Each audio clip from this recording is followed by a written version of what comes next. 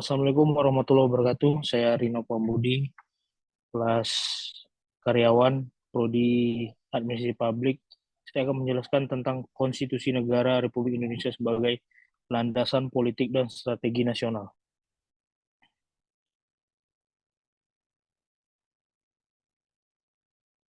Secara umum, negara dan konstitusi merupakan dua lembaga yang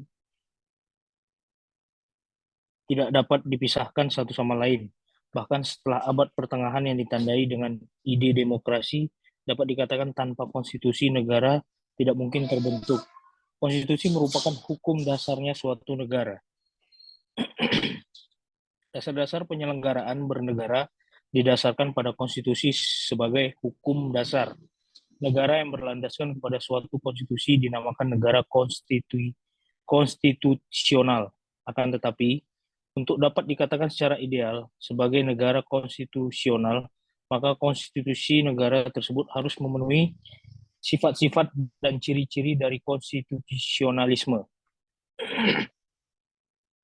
Jadi negara tersebut harus menganut gagasan tentang konstitusionalisme sendiri yang merupakan suatu ide atau gagasan atau paham.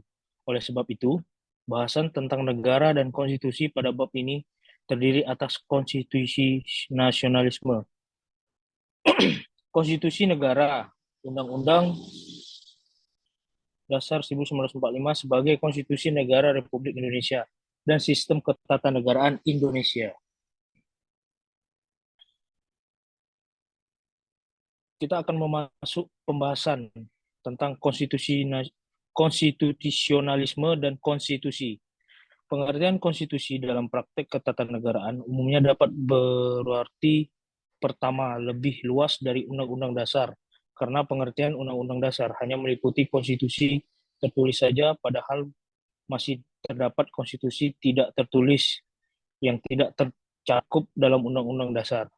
Keduanya sama pengertiannya dengan undang-undang dasar karena hanya berisi aturan tertulis. Di Indonesia, undang-undang dasar pada dasarnya adalah suatu hukum dasar tertulis atau konstitusi negara. Pengertian hukum dasar adalah aturan-aturan dasar yang dipakai sebagai landasan dasar dan sumber bagi berlakunya seluruh hukum atau peraturan perundang-undangan dan penyelenggaraan pemerintahan negara pada suatu negara. Konstitusi dan konstitusionalisme merupakan dua kata yang saling berhubungan dan saling meneguhkan eksistensi. Cara harfiah, konstitusi diartikan sebagai segala ketentuan dan aturan tentang ketatanegaraan. Apabila dilacak lebih jauh, maka konstitusi berasal dari bahasa Prancis, constituer, yang berarti membentuk. Maksudnya adalah pembentukan suatu negara yang menyusun atau menyatakan suatu negara. Adapun kata konstitusionalisme diartikan sebagai paham pembatasan kekuasaan dan jaminan hak rakyat melalui konstitusi. Secara sederhana dapat dipahami bahwa konstitusi merupakan sarana agar paham konstitusionalisme dapat dibumikan. Lebih jauh, bicara tentang konstitusi dan konstitusionalisme adalah membahas tentang konstitusi sebagai sebuah produk hukum dan tentang pembatasan kekuasaan demi untuk menjamin kesejahteraan rakyat. Sebagai sebuah produk hukum, berdasarkan produk hukum, bahasanya adalah tentang bagaimana konstitusi tersebut dibentuk dan diubah. Sedangkan sebagai wadah bagi paham konstitusionalisme, bahasanya adalah mengenai materi muatan konstitusi serta bagaimana konstitusi menentukan pembatasan kekuasaan negara. B. Pengertian hukum dasar negara. Hukum dasar tertulis atau undang-undang dasar. Undang-Undang Dasar 1945 adalah suatu hukum dasar tertulis atau konstitusi negara yang menjadi dasar dan sumber dari peraturan-peraturan lain atau perundang-undangan lain yang berlaku di wilayah negara kesatuan Republik Indonesia. Hukum dasar tak tertulis atau konvensi. Menurut Patmo Wahyono, seluruh kegiatan negara dikelompokkan menjadi dua macam, yaitu 1. Penyelenggaraan kehidupan negara. 2. Penyelenggaraan kesejahteraan sosial. Oleh karena sifatnya tertulis, maka Undang-Undang Dasar rumusnya jelas, yaitu merupakan hukum positif yang mengikat pemerintah sebagai penyelenggara negara dan setiap warga negara. Pengertian kedudukan, sifat, dan isi Undang-Undang Dasar 1945. Dalam Undang-Undang Nomor 12 Tahun 2012 tentang sumber hukum dan tata urutan peraturan perundang-undangan, berikut kedudukan Undang-Undang Dasar 1945 yang berada di posisi paling atas dari perundang-undangan yang ada. 1. Undang-Undang Dasar Negara Republik Indonesia tahun 1945. 2. Undang-undang atau peraturan pemerintah pengganti undang-undang. 3. Peraturan Presiden. 4. Peraturan daerah yang terdiri dari peraturan daerah provinsi, peraturan daerah kabupaten atau kota, dan peraturan desa atau perangkat yang setingkat. C. Amandemen atau perubahan Undang-Undang Dasar 1945 dan dinamika pelaksanaan Undang-Undang 1945 sejak awal kemerdekaan hingga masa reformasi. Proses amandemen atau perubahan Undang-Undang Dasar. Istilah amandemen sebenarnya merupakan hak, yaitu hak parlemen untuk mengubah atau mengusulkan perubahan rancangan undang-undang. Perkembangan selanjutnya muncul istilah amandemen atau undang-undang yang artinya perubahan undang-undang dasar. Istilah perubahan konstitusi itu sendiri mencakup dua pengertian, yaitu amandemen konstitusi, pembaharuan konstitusi. Dalam hal ini, pembaharuan konstitusi, perubahan yang dilakukan adalah secara keseluruhan yang berlaku adalah konstitusi yang baru, yang tidak lagi ada kaitannya dengan konstitusi lama atau asli. Sistem ini dianut oleh negara seperti Belanda, Jerman, dan Prancis. Amandemen atas Undang-Undang Dasar 1945 dimasukkan untuk mengubah dan memperbaharui konstitusi negara Indonesia agar sesuai dengan prinsip-prinsip negara demokrasi. Dengan adanya amandemen tersebut, Undang-Undang Dasar 1945, maka konstitusi kita harapkan semakin baik dan lengkap menyesuaikan dengan tuntutan perkembangan dan kehidupan kenegaraan yang demokratis. Dinamika pelaksanaan Undang-Undang Dasar 45 sejak awal kemerdekaan hingga masa reformasi. Pada dasarnya, konstitusi berbeda dengan Undang-Undang Dasar atau Undang-Undang Dasar. Namun, karena adanya kekeliruan dalam pola pandang masyarakat terkait konstitusi pada negara-negara modern, menyebabkan pengertian konstitusi kemudian disamakan dengan Undang-Undang Dasar. Kekeliruan pola pandang ini disebabkan pengaruh besar dari paham kodifikasi yang menghendaki agar semua peraturan hukum harus ditulis untuk mencapai kesatuan, kesederhanaan, dan kepastian hukum.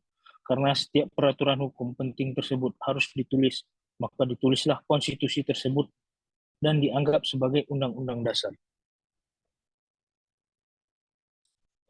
D. Kunci pokok sistem ketatanegaraan Republik Indonesia. Indonesia adalah negara yang berdasarkan hukum atau right state.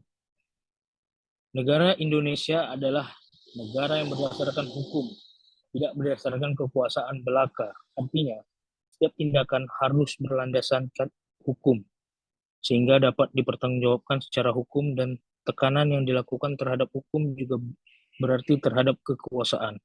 Hal ini terkandung dalam pembukaan Undang-Undang Dasar 1945 yang merupakan perwujudan cita hukum yang menjiwai batang tubuh Undang-Undang Dasar 1945 maupun dasar hukum yang tidak tertulis.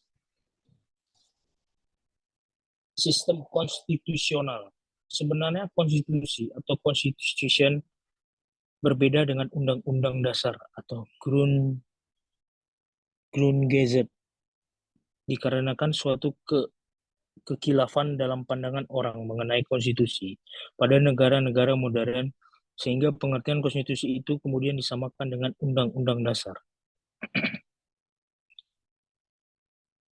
Kekuasaan negara yang tertinggi di tangan rakyat. Pasal 1 ayat 2 Undang-Undang Dasar 1945 menentukan kedaulatan adalah di tangan rakyat dan dilakukan sepenuhnya oleh MPR. Konsekuensi dari pasal tersebut telah menetapkan MPR sebagai organ negara yang super body dan merupakan lembaga tertinggi dalam negara.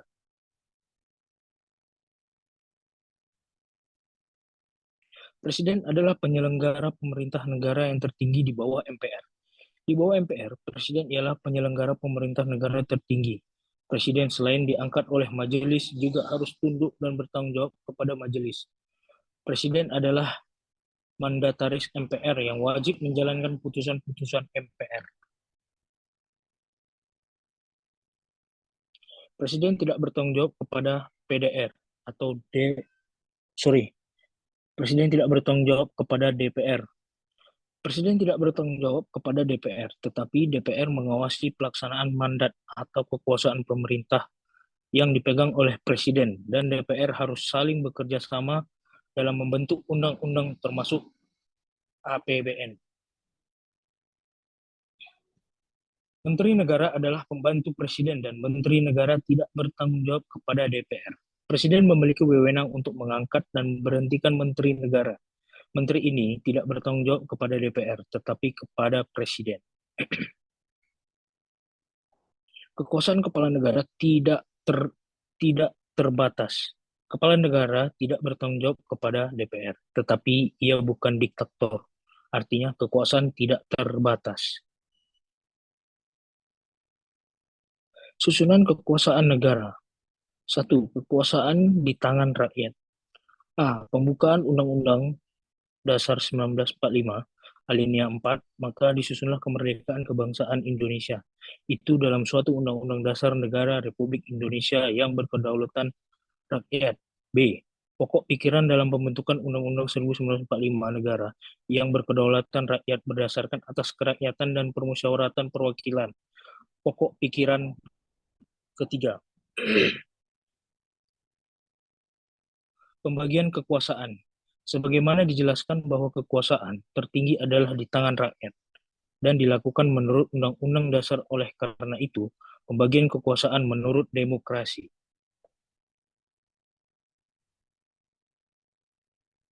Pembatasan kekuasaan. Pembatasan kekuasaan menurut konsep Undang-Undang Dasar 1945, maka dilihat melalui proses atau mekanisme 5 tahun kekuasaan dalam Undang-Undang Dasar 1945 sebagai berikut.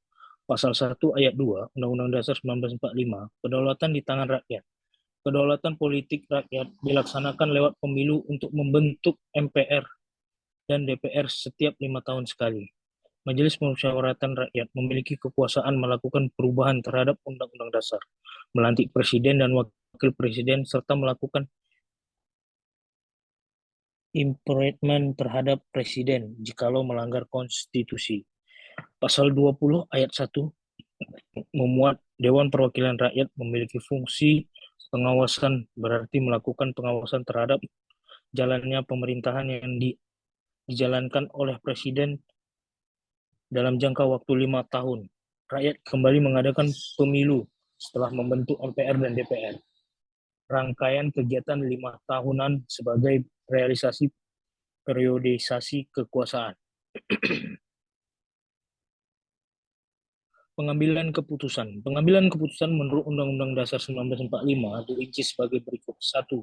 Penjelasan Undang-Undang Dasar 1945 tentang pokok pikiran ketiga, yaitu oleh karena itu sistem negara yang terbentuk dalam Undang-Undang Dasar 1945 harus berdasar atas kedaulatan rakyat dan berdasar atas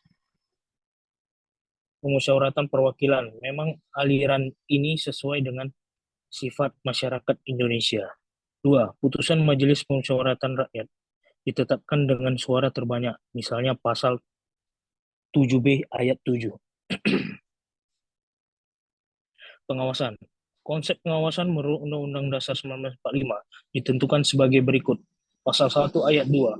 Kedaulatan adalah di tangan rakyat dan dilakukan menurut Undang-Undang Dasar. Dalam penjelasan tersebut, terdapat pasal 1 ayat 2 Undang-Undang Dasar 1945 disebutkan bahwa rakyat memiliki kekuasaan tertinggi, namun dilaksanakan dan didistribusikan berdasarkan Undang-Undang Dasar. Sistem kelembagaan negara. Undang-Undang Dasar 1945 bukan hanya mengandung semangat dan perwujudan pokok pikiran yang terkandung di dalam pembukaannya, tetapi juga merupakan rangkaian kesatuan pasal-pasalnya. Sebagian dari pasal itu berisi tentang kedudukan, wewenang, tugas, dan hubungan antar lembaga negara. Dalam Tab MPR nomor 4 garis miring MPR garis miring 1973 dan TAP MPR nomor 3 garis miring MPR garis miring 1978. MPR menetapkan bahwa MPR adalah lembaga tertinggi negara, sedangkan lembaga tertinggi negara terdiri Presiden, Dewan Perwakilan Rakyat, Dewan Pertimbangan Agung, Badan Pemeriksa Keuangan, dan Mahkamah Agung. Berdasarkan hasil sidang tahunan MPR 2002, Dewan Pertimbangan Agung ditiadakan. Hubungan antara lembaga-lembaga negara. Hubungan antara MPR dan Presiden menjelas Majelis Pemusyawaratan Rakyat sebagai pemegang kekuasaan tertinggi sebagai wakil rakyat sesuai dengan Undang-Undang 1945 Pasal 1 Ayat 2. Di samping DPR dan Presiden, hal ini berdasarkan ketentuan dalam Undang-Undang 1945 bahwa baik Presiden maupun MPR dipilih langsung oleh rakyat. Pasal 2 Ayat 1 dan Pasal 6 Ayat 1. Hubungan antara MPR dan DPR. Majelis Pemusyawaratan Rakyat terdiri atas anggota-anggota Dewan Perwakilan Rakyat dan anggota-anggota Dewan Perwakilan Daerah yang terpilih melalui pemilu. Dengan demikian, maka seluruh anggota MPR menurut Undang-Undang Dasar 1945 dipilih melalui pemilu.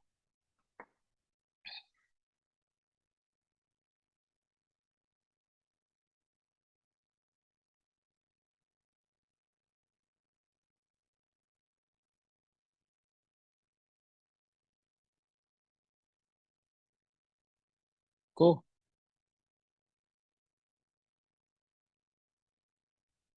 hubungan antara DPR dan Presiden sebagai sesama lembaga dan sesama anggota Badan Legislatif, maka DPR dan Presiden bersama-sama mempunyai tugas antara lain hubungan undang-undang, membuat undang-undang pasal 5 ayat 1, 20 dan 21 dengan menetapkan undang-undang tentang anggaran pendapatan dan belanja negara pasal 23 ayat 1.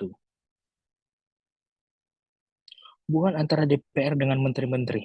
Hubungan kerjasama antara Presiden dengan DPR juga harus dilaksanakan dalam hal DPR menyatakan keberatannya terhadap kebijaksanaan menteri-menteri.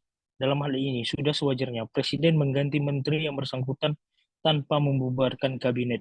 Dalam Undang-Undang Dasar 1945, dinyatakan bahwa menteri-menteri diangkat dan berhentikan oleh Presiden. Pasal 17 ayat 2. Hubungan antara Presiden dengan menteri-menterinya. Presiden mengangkat dan memberhentikan menteri-menteri negara, pasal 17 ayat 2, dan menteri-menteri itu secara formal tidak bertanggung jawab kepada DPR, akan tetapi tergantung kepada Presiden. Menteri adalah pembantu Presiden. Meskipun kedudukan para menteri tergantung kepada Presiden, mereka bukan pegawai tinggi biasa. Oleh karena itu, menteri-menterilah yang terutama menjalankan pemerintahan dalam praktek sebagai pemimpin departemen. Pasal 17 ayat 3. Nah, jadi kesimpulannya adalah konstitusi atau constitution adalah membuat peraturan tertulis dan peraturan tidak tertulis. Sedangkan undang-undang dasar atau groundwork adalah bagian tertulis dari konstitusi. Sedangkan konstitusi bahasa Latin dari constitutio dalam negara adalah sebuah norma sistem politik dan hukum bentukan pada pemerintahan negara-negara negara-negara dikodifikasikan sebagai dokumen tertulis politik merupakan suatu rangkaian atas prinsip keadaan jalan dan alat yang digunakan untuk mencapai tinjauan tertentu yang kini yang kita kehendaki, sedangkan strateginya adalah cara untuk mendapatkan kemenangan atau pencapaian suatu tujuan. Sistem politik yang dianut negara Indonesia adalah sistem politik demokrasi. Oke, sekian dan terima kasih. Wassalamualaikum warahmatullahi wabarakatuh.